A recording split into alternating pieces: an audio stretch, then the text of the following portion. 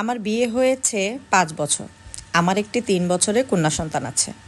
আমার স্ত্রীকে আমার কাছে ভালো লাগে না। আমি বাহিরেই সময় কাটাতে বেশি ভালোবাসি। সারাদিন অফিস করি, অনেক রাত করে বাসায় ফিরি, বন্ধুবান্ধবের সাথে আড্ডা দিই। খেতে বসলে বা শুতে গেলে স্ত্রী কিছু বললে শুধু হুঁ, হাঁ এতেই উত্তর দিই।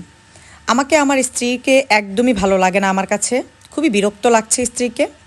কিন্তু সমস্যাটা শুধু আমার না, আমি যাদের সাথে অফিস করি বা দোকানে বসে চা খাই, সমস্যাটা আমি অধিকাংশ পুরুষের মধ্যেই খেয়াল করি।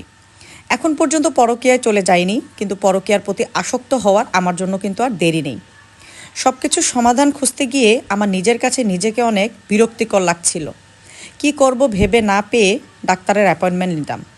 মনে মনে ভাবলাম কাউন্সেলিং করব অথবা ভালো একজন সাইকোলজিস্ট ডাক্তার দেখাবো। আসলে সমস্যাটা কি শুধু আমার মধ্যে? আর অধিকাংশ পুরুষের মধ্যে হঠাৎ করে এই সমস্যাটা কেন আসে সেটা আমি আমার নিজেকে দিয়েই পরখ করতে চাচ্ছিলাম। যেই ভাবা সেই কাজ। সাইকোলজিস্ট একজন ডাক্তারের কাছে আমি গিয়ে আমার সম্পূর্ণ ঘটনাটি খুলে বললাম যে বিগত কয়েক বছর ধরে ১-২ বছর ধরে আমার স্ত্রীকে আমার কাছে ভালো লাগছে না। তাকে দেখলে আমার বিরক্তি আসে। তার শরীর থেকে কেমন যেন একটু ঘামের ঘামের গন্ধ করে। তাকে আমার কাছে একদমই ভালো লাগে না। সে সবসময় আনস্মার্ট হয়ে থাকে, তার প্রতি আমার একটা বিরক্তি কাজ করে।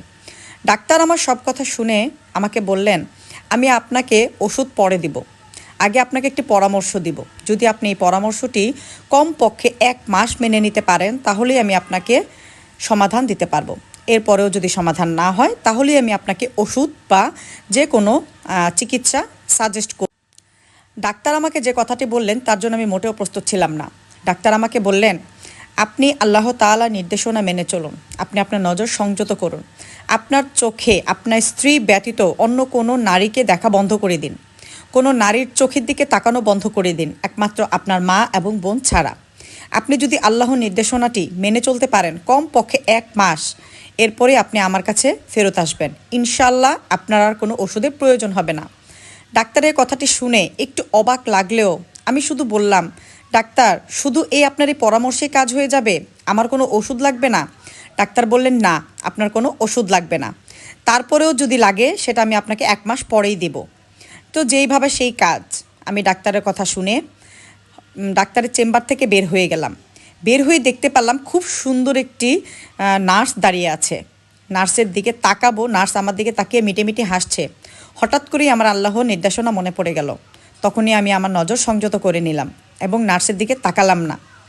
এভাবে আমার ঠিক ১৫ দিন কেটে গেল।